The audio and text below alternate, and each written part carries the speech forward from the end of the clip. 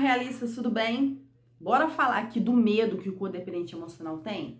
Olha só, esse livro maravilhoso que nós estamos trabalhando em cima dele, tá bom? Temos conhecimento, sim, quanto à codependência emocional, mas nós tiramos um bloco especial com várias partes sobre esse livro maravilhoso que é best-seller, é vendido, muito vendido em todo o mundo, que chama-se Codependência Nunca Mais. Pare de controlar os outros e cuide de você mesmo.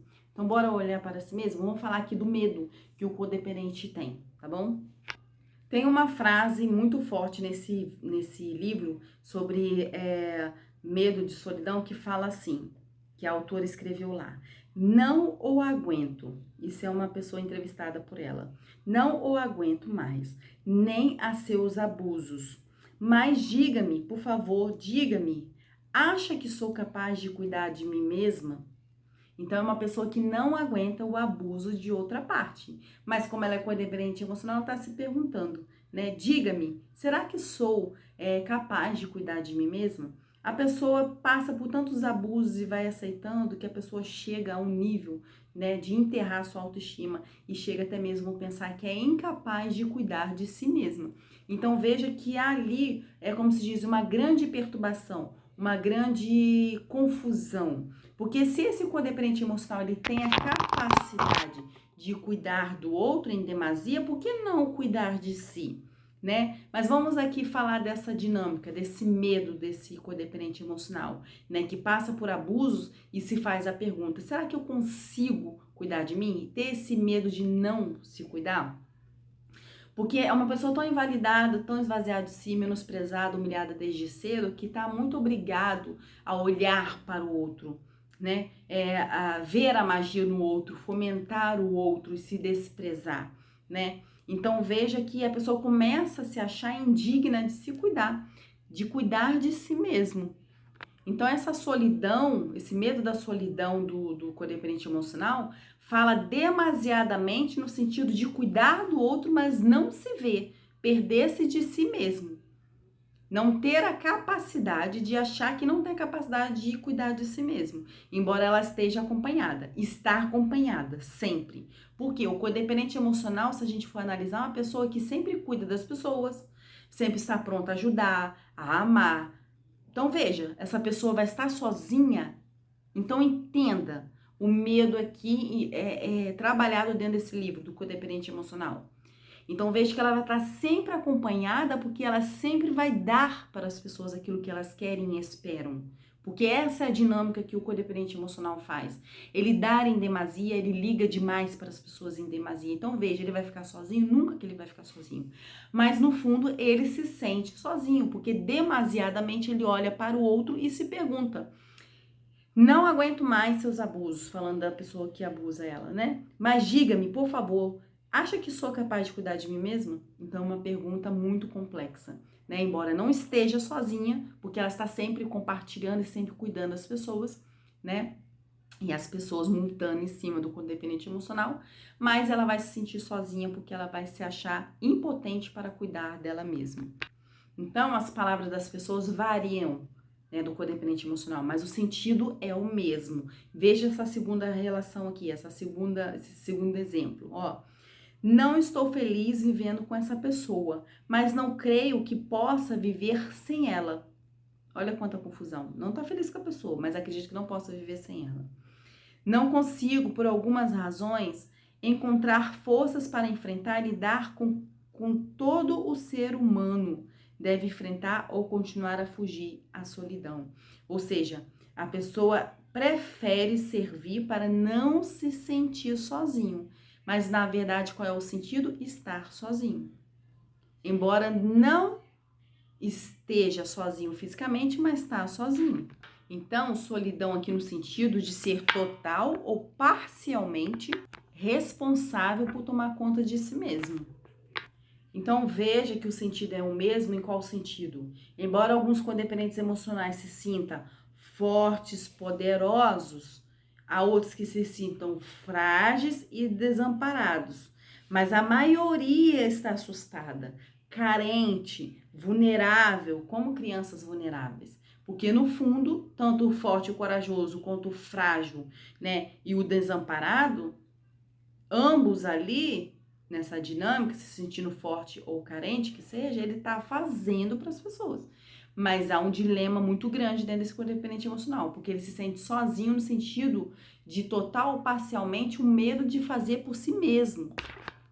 Então sofre, desprende muito de si para ser amado, para ser cuidado, mas na verdade está sozinho. Então, em um relacionamento codependente, é uma pessoa que está bem mais passiva do que a outra parte, tem dificuldade para tomar decisões, delega poder ao outro.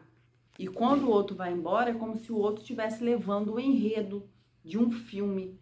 Em qual sentido? Você serviu tanto como codependente emocional que quando o outro vai embora, o outro leva o enredo do filme. Em qual sentido? Você se sente esvaziado, você se sente vazio. Porque você contribuiu tanto para aquela construção daquele enredo, daquele filme, você se desprendeu tanto, você se esqueceu tanto, você se invalidou tanto, que quando o outro leva para consigo a história, o enredo, né, que você só serviu só para servir, você vai se sentir sozinho, desolado, desassociado, você vai se sentir sozinho. E é essa sensação que o codependente tem. Então é uma dinâmica dependente que cria também vícios ali no cérebro. Porque ao mesmo tempo que o abusador tem ali a outra parte, né, que é o codependente emocional que sempre está dando, como que cria um vício no cérebro do codependente? Sempre com inibições, maiores inibições. Então, ou seja, né, vai desestabilizando o codependente, ele vai criando resistência, vai desestabilizando, ele vai criando resistência, sempre vencendo essas proporções diversas de adversidade e sempre criando novas proporções ainda maiores de inibições. Isso vai criando vícios dentro do cérebro do codependente. Então, quando se tira aquela pessoa que alimentou, que tratou toda aquela dinâmica viciosa de dar, se desprender, e o outro sempre só te trazendo raiva, te trazendo a sensação de que você está mais ainda vazio, que você não tem a capacidade de se sustentar ou sustentar alguém que seja. Então você vai criando novas inibições, seu cérebro vai criando novas proteções e em nome disso você vai criando novos vícios, novas proporções ainda maiores, né, de que você tem que fazer para ser validado, para ser aceito. Então veja que é uma dinâmica doentia, uma dinâmica desajustada, desequilibrada, tanto quimicamente como comportalmente. Então o codependente emocional, quando ele fica sabendo de fato, começa a sair do inconsciente para o consciente, começa a ver de fato aquilo que está ali acometendo há anos, aquilo que de fato ele não via de forma concreta, de que ele estava só servindo, estava sendo esvaziado de si. Ele vai de um grau muito grande de uma frustração, de uma grande expectativa para uma grande frustração. Então, ele alimentava e ela alimentava muita coisa boa, né? O codependente emocional. Então, essa dinâmica começa a ser balanceada entre desgostos, angústias, aflições. Então, sempre vai de um extremo ao outro, o que gerou muita expectativa de ser aceito, né, de ser adorado, adulado, que seja pelo outro, chega a uma grande frustração. Então, o que era muita expectativa vira uma grande frustração. Então, essa é uma grande relação do codependente para com a outra pessoa. Quando ele descobre de forma consciente, quando ele sai do inconsciente, né, de viver da forma automática, que ele aprendeu desde criança, e começa a construir essa forma mais consciente de ser. Então, ele vem de uma expectativa muito grande e começa a se frustrar grandemente. Porque ele começa a descobrir de fato que o outro, quando o outro vai embora, ele poderia levar esse enredo escrito por ele, contribuído por ele desse filme, e que ele só foi, na verdade, um coadjuvante nesse filme, né? Um partícipe, vamos dizer assim, né? Alguém somente que participou, mas nutriu, né, toda essa máscara do outro, todas as necessidades do outro, tudo em prol do outro, e ele se sente sozinho, ele se sente validado novamente. E aí ele vai tendo medo dessa solidão. Então, com toda essa sensação de solidão, podemos emergir algum tipo de emoções negativas, ditas negativas. Nós acabamos de ter aqui a percepção de sufocamento, a pessoa se sente sufocada. Você tem sensações de violações e hostilidades. Então, você tem ali vários tipos de sensações, de emoções acarretadas que vêm também juntamente com essas sensações que o codependente tem ao descobrir, né, que ele está sozinho. Mas que na verdade ele acha que ele tá sozinho, mas é uma pessoa tão assim boa, né, para servir, está sempre acompanhado enquanto serve, né, que ele acredita que quando o outro vai embora ele tá sozinho, ele não serve para nada, né? Sendo que ele pode atrair a pessoa que ele quiser, por ser uma pessoa bacana, por ser uma pessoa, né, que ajuda as outras pessoas, que tem a capacidade de servir, né? Então veja que é uma confusão muito grande na cabeça do codependente. Então o codependente emocional também, ele tem uma grande capacidade para poder confundir também carência, expectativa, paixão, solidão, sexualidade com amor. Ele confunde muito tudo isso com amor.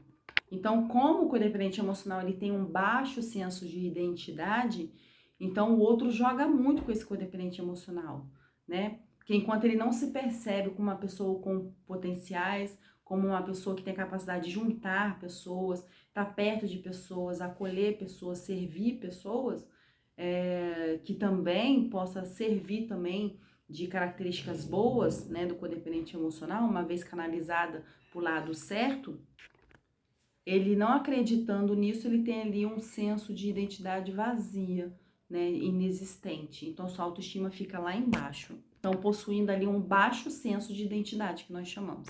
Então, é bom a gente sempre frisar aqui a diferença de um relacionamento saudável e um relacionamento doentio. Um relacionamento saudável sempre há um nós, há uma troca, há um equiparar dos pratos da balança. O outro vai dando e você vai dando e vai caminhando nesses pratos da balança.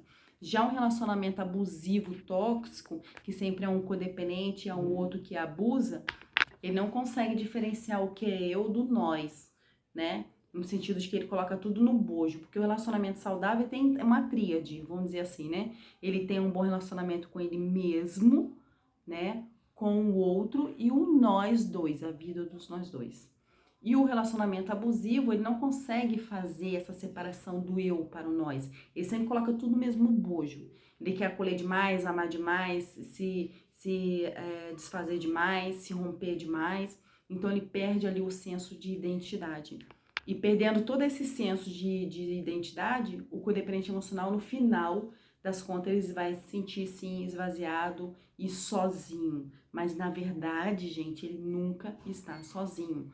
Por conta de que tem esse lado, essa característica do codependente emocional, que ele é capaz de unir as pessoas, é capaz de fazer, é capaz de sempre estar acompanhado com as pessoas. A diferença é que quando o outro já abusa, já suga tudo do dependente emocional, que ele quer ir embora, ele arranca um enredo, né? Aquilo que ele escreveu ali com o codependente emocional, mas que o codependente emocional serviu apenas como objeto, como uma extensão desse abusador. E é isso, tá bom? Espero que vocês tenham entendido quando eu falei o medo da solidão para o codependente emocional. Tá certo? Que ele se vê sozinho, mas na verdade ele nunca está sozinho. Mas ele se sente sozinho por conta desse esvaziamento desse senso de identidade, porque ele não sabe quem ele é, tá bom? Beijo, fiquem com Deus, tchau.